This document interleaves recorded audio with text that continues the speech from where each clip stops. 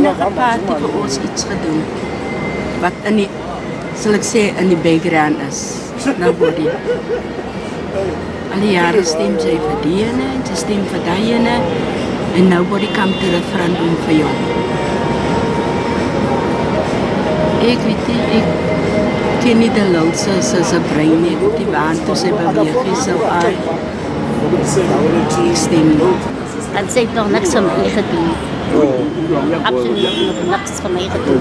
En ek weet van 'n oom, aan Eersterfie wat vir my gesê het, 'n groot oom, hy was ook binne in Patricia de Lille se kantoor en sy klagte daar al neer lê en hy sê daarvan het niks gekom. So, wat sal sy vir my doen? Maar sy sê sy kom nou met 'n nuwe idee, 'n nuwe era, 'n nuwe party. Almal sê so.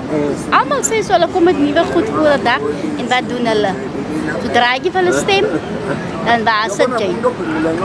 Gaan jy vorentoe vir hulp?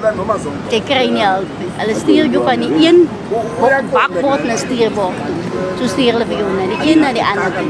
So kry jy nooit hulp. So jy kan eintlik niemand vertrou van die partye. So, ek vertrou nie vir Patricia de Lille van wie. Wat hy sê nou op gaan dinge sin.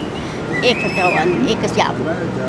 In general, I do like her, and I think given the chance and forming her own political party, actually we don't know which name as yet, but I feel she'll do very well, and I'll definitely vote for her.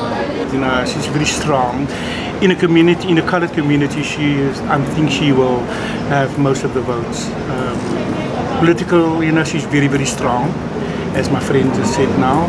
And yes, I think she will make it. My vote is for her.